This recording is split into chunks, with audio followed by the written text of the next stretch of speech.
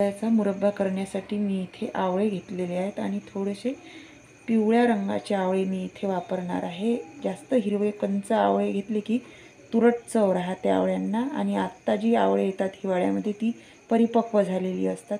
आणि याला मी असे छिद्र पाडून घेतलेले आहेत चमच्याने काट्याच्या। याला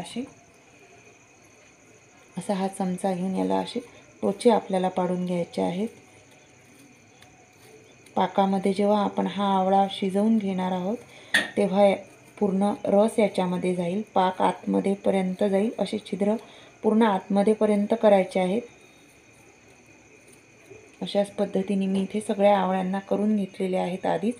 त्याआधी मी स्वच्छ धुवून घेतले आणि कोरडे करून घेतलेले होते कापडावरती।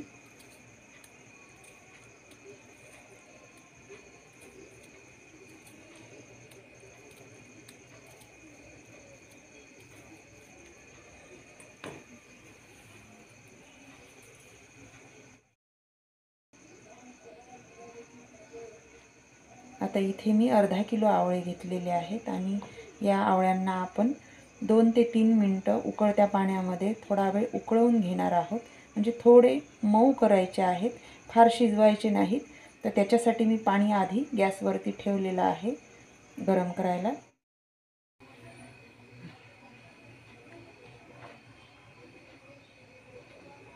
आता पाण्यामध्ये एक एक आवळा मी इथे सोडून देते आणि 2 ते 3 मिनिटं उकळवून घ्यायचे आहेत।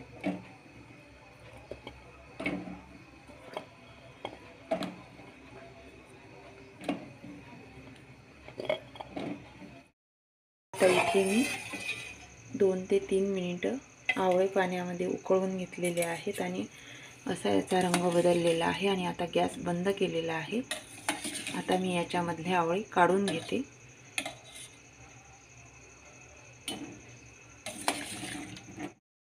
इथे मी सगळे आवळे काढून घेतलेले आहेत आणि आता मुरब्बा करण्यासाठी मी इथे साखर घेतलेली आहे। अर्धा किलो आवळ्यांसाठी अर्धा किलो साखर घेतलेली आहे आणि आता भांड्यामध्ये घालून घेते। याचा पाक आपल्याला करायचा आहे।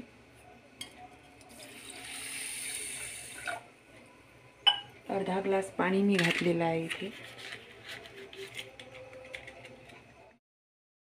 आता थोडासा पाक विरघळलेली आहे साखर, याच्यामध्ये आवळे मी घालून घेत आहे। आणि मुरब्बा करण्यासाठी आपल्याला इथे खूप घट्ट किंवा खूप पातळ असा पाक आपल्याला करायचा नाही आहे, मधासारखा चिकट असा करायचा आहे। आणि अगदी कमी गॅसवरती 20 ते 25 मिनिटं आवळे या पाकामध्ये छान शिजवून घ्यायचे आहेत।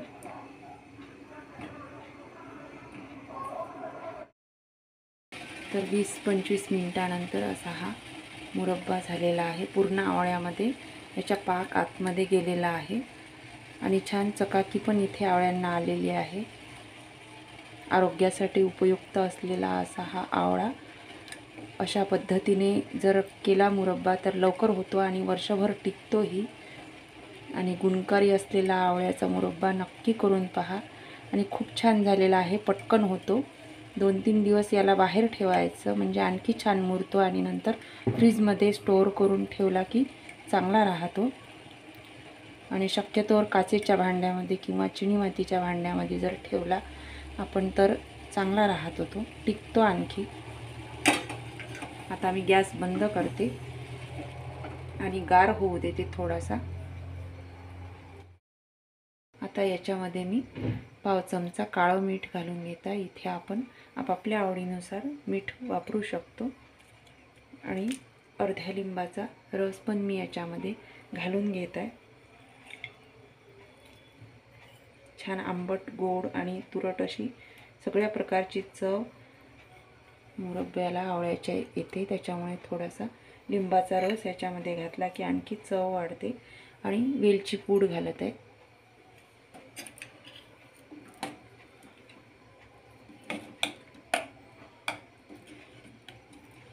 आणि अशा पद्धतीने पाक मी इथे ठेवलेला आहे, फार जास्त घट्ट किंवा पातळ केलेला नाही। आणि राहून परत हा 8-10 दिवसांनी परत घट्ट येतो।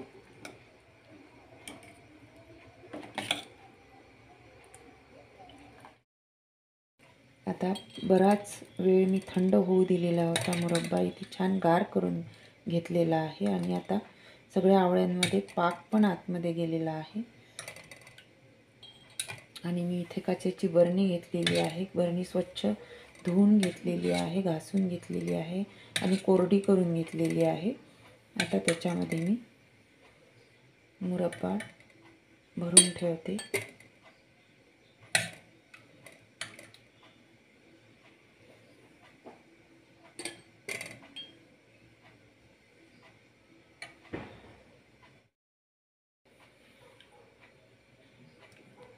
इथे तुम्ही बघू शकता पूर्ण आवळ्यामध्ये असा पाक गेलेला आहे आणि एकही आवळा फुटलेला नाही.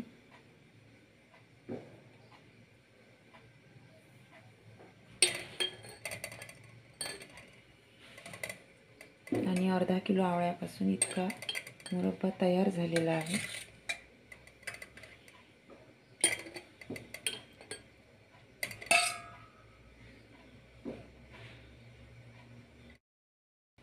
बरणीमध्ये भरत असताना पूर्ण गार झालेल्यावरच भरून ठेवायचा आहे.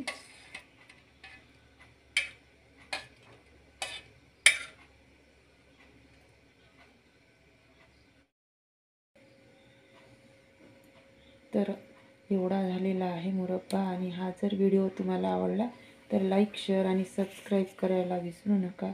आणि व्हिडिओ शेवटपर्यंत पाहिल्याबद्दल सगळ्यांचे खूप खूप आभार.